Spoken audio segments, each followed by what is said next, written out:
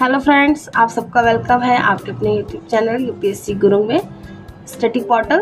और आज हम करेंगे ऐसे, जो कल मैंने आप लोगों को एक ऐसे बताया था कि ऐसे किस तरीके से लिखा जाना चाहिए और उसके क्या तरीके हैं, स्टार्टिंग कैसे करनी है, एंडिंग में क्या करना है, वो सब चीज़ें कल के हमने ऐसे में अच्छे से देखा था। और आज मैं सेकंड टॉपिक ले रही हूँ, वो है हमारा ऐसे का मानव प्रगति का मापन प्रकृति पर नियंत्रण से कम तथा उसके प्रति उत्तरदायित्व से अधिक किया जाता है। तो ये हमारा ऐसे है आज, और हमें इसी ऐसे के ऊपर ही बने रहना है, इर्द गिर्द इसी पे ही जुड़े रहना है। हमें अपना ध्यान किसी और टॉपिक के ऊपर केंद्रित नहीं करना है, पूरा फोकस हमारा जो है इसी के ऊपर फोकस रहेगा। ठीक है, ध्यान इसी पे फोकस रहेगा। तो चलिए ज़्यादा समय ना लेते हुए हम स्टार्ट करते हैं। पहले हम जानेंगे निबंध को समृद्ध बनाने हेतु उदाहरण कौन कौन से हैं, उनको जानते हैं। यहाँ पे पहला है आपका टेड पेरी। टेड पेरी के विचार है यहाँ पर, धरती हमारी जागीर नहीं है, हम धरती के हैं। अब आता है यहाँ पर महात्मा गांधी का विचार। जितने भी इस तरह के अगर विचार आते हैं उस टॉपिक से जुड़े हुए हैं तो आप लोगों को स्टार्टिंग में वो ऐड जरूर करना है, क्योंकि उससे क्या है, आप लोगों की नंबरिंग अच्छी होगी। ठीक है, तो यहाँ पे हमारा महात्मा गांधी का जो विचार है इसके ऊपर वो है, धरती हर इंसान की आवश्यकताओं को पूरा करने के लिए पर्याप्त संसाधन प्रदान करती है, लेकिन हर इंसान के लालच को नहीं। सेकंड है रेचेल कार्सन। प्रकृति में किसी भी चीज का अकेले कोई अस्तित्व नहीं है। नेक्स्ट है ग्रो हार्लेम ब्रंडलैंड के विचार। वो है, सतत विकास वह विकास है जो भावी पीढ़ियों की अपनी आवश्यकताओं को पूरा करने की क्षमता से समझौता किए बिना वर्तमान की आवश्यकताओं को पूरा करता है। तो यहाँ पे जितने भी विचार थे हमने वो पहले अच्छे से पढ़ लिए हैं इसी टॉपिक से रिलेटेड। अब जानते हैं इंट्रोडक्शन यानी कि प्रस्तावना। मानव सभ्यता ने ऐतिहासिक रूप से प्रकृति पर प्रभुत्व, औद्योगिकरण, तकनीकी प्रगति तथा संसाधनों के दोहन को प्रगति का प्रतीक माना है, किंतु पारिस्थितिकी संकटों ने प्रभुत्व आधारित विकास की सीमाओं को उजागर कर दिया है। यह कथन इस विचार को प्रस्तुत करता है कि वास्तविक प्रगति प्रकृति पर नियंत्रण स्थापित करने में नहीं, बल्कि उसके प्रति उत्तरदायित्व, संतुलन और संरक्षकत्व यानी कि संरक्षकत्व की भावना विकसित करने में निहित है। ठीक है, नेक्स्ट है इसमें जो है हम आगे जोड़ेंगे वो है, मानवता का भविष्य प्रकृति पर विजय प्राप्त करने में नहीं, बल्कि उसके साथ सह अस्तित्व स्थापित करने में निर्भर करता है। अब जानेंगे हम इस ऐसे में दार्शनिक एवं नैतिक आधार। पहले हम लेते हैं प्रकृति, संसाधन नहीं साझेदार। प्राचीन दर्शन मानव को एक व्यापक पारिस्थितिक व्यवस्था का अभिन्न अंग मानते थे।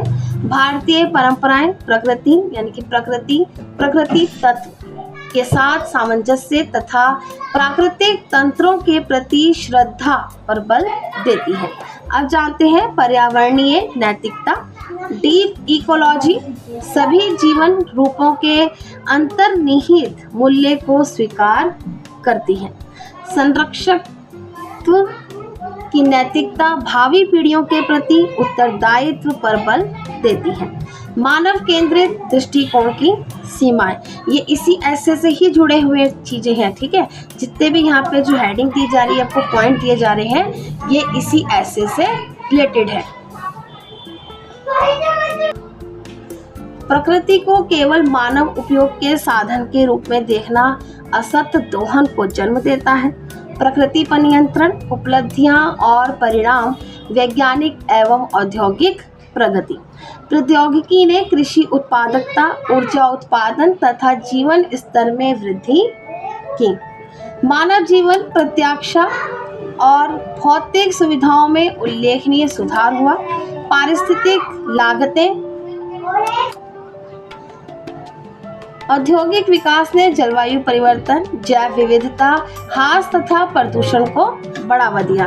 वैश्विक तापमान पूर्व औद्योगिक स्तरों की तुलना में लगभग 1.1 यानी कि 1.1 डिग्री सेल्सियस जो है बढ़ चुका है। संसाधनों का क्षय, इसको जानेंगे इसके अंतर्गत ही। भूजल के अत्यधिक दोहन, वनों की कटाई तथा जीवाश्म ईंधनों के अति उपयोग ने पारिस्थितिक संतुलन को संकट में जो है कि डाल दिया। ये भी आप यहाँ पर ऐड कर सकते हैं। प्रगति का नया मानदंड, उत्तरदायित्व, सतत विकास। ठीक है, आज प्रगति का मूल्यांकन आर्थिक विकास और पारिस्थितिक संरक्षण के बीच संतुलन के आधार पर किया जाता है। सतत विकास लक्ष्य यानी कि SDG विकास के उद्देश्यों में सततता को समाहित करते हैं। सतत विकास लक्ष्य यानी कि सस्टेनेबल डेवलपमेंट गोल्स। जलवायु संबंधी उत्तरदायित्व, नवीकरणीय ऊर्जा की ओर संक्रमण तथा संरक्षण के प्रयास उत्तरदायी विकास को प्रतिबिंबित करते हैं। भारत में सौर ऊर्जा का विस्तार, विकास और सततता के बीच संतुलन स्थापित करने का उदाहरण है। परिपत्र अर्थव्यवस्था यानी कि पुनर्चक्रण, इसको समझेंगे इसी के अंतर्गत। पुनः उपयोग तथा संसाधन दक्षता पर्यावरणीय बोझ को कम करते हैं। उदाहरण एवं समकालीन प्रासंगिकता, जलवायु आपदाएं, चरम मौसमी घटनाएं अब अधिकाधिक संवेदनशील आबादी को प्रभावित कर रही हैं। उत्तरदायी पर्यावरणीय सब प्रबंधन आपदाओं के प्रति अनुकूल बढ़ाता है। जैव विविधता संरक्षण, वनों और मैंग्रोवों का संरक्षण आपदाओं के प्रभाव को कम करने तथा आजीविका को समर्थन देने में सहायक है। अब इसी के अंदर हम पॉइंट ऐड करेंगे, प्रौद्योगिकी और पारिस्थितिकी। आप जितने भी पॉइंट ये देख रहे हैं आप नोट करिएगा कि ये इसी टॉपिक पर केंद्रित है, बाहर का हमने कुछ भी इसमें ऐड नहीं किया है। जो इस ऐसे के टॉपिक में ऐड हो सकते थे वो सारी चीज़ें यहाँ पर ऐड है, तो कुछ भी अलग नहीं है। तो इसलिए इस ऐसे को जो है बहुत अच्छे से समझना है कि किस तरीके से यहाँ पर पॉइंट ऐड करके जो है लिखा गया है। हरित नवाचार यह दर्शाते हैं कि प्रौद्योगिकी को पर्यावरणीय उत्तरदायित्व के साथ समन्वित किया जा सकता है। चुनौतियां भी इसमें ऐड करेंगे। विकास बनाम सततता की बहस, विकासशील देशों पर एक और आर्थिक वृद्धि बनाए रखने और दूसरी ओर उत्सर्जन कम करने का दबाव बना रहता है। उपभोक्तावाद, अत्यधिक उपभोग पर आधारित जीवन शैली पारिस्थितिक दृष्टि से अब भी असत है। वैश्विक असमानता, जो राष्ट्र जलवायु परिवर्तन में सबसे कम योगदान देते हैं प्राय वही उसके सबसे गंभीर दुष्परिणामों को झेलते हैं। नैतिक समन्वय, प्रकृति पर नियंत्रण मानव की क्षमता को दर्शाता है जबकि उसके प्रति उत्तरदायित्व मानव की बुद्धिमत्ता को प्रतिबिंबित करता है। तो यहाँ पे जितने भी ये हेडिंग दिए गए हैं, पॉइंट दिए गए हैं, उसके अंतर्गत आपको इसी तरीके से लिखना है, उसी से जुड़े रहना है। ठीक है, मानव अस्तित्व पारिस्थितिक संतुलन पर निर्भर करता है। सतत प्रगति के लिए विनम्रता, संयम और संरक्षकत्व की भावना आवश्यक है। अब जानते हैं ये पूरा जो हमने ऐसे को पढ़ा है, किस तरीके से ये टॉपिक को हमने कवर किया है। इसके अंदर हमने सब पॉइंट लिखे हैं और उनका अच्छे से विवरण देकर समझाया है कि वो पॉइंट भी क्यों आ रहे हैं। ठीक है, अब जानेंगे पूरे इस ऐसे का हम सॉल्यूशन यानी कि निष्कर्ष। आप कोई भी अगर ऐसे ले रहे हैं, कोई टॉपिक ले रहे हैं, उसको अगर लिख रहे हैं तो आप लोगों को स्टार्टिंग में पहले तो विचार लिखने हैं, किसने उससे रिलेटेड जो है अपने विचार कहे हैं उनको लिखना है।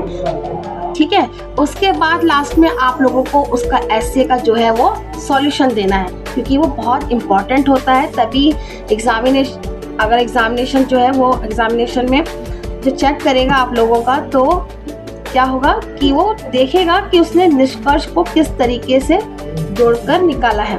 तो निष्कर्ष होगा इसका, सभ्यता का भविष्य मानव की प्रकृति पर प्रभुत्व स्थापित करने की क्षमता पर नहीं बल्कि उसके प्रति उत्तरदायी संरक्षण और सह अस्तित्व की भावना पर निर्भर करता है।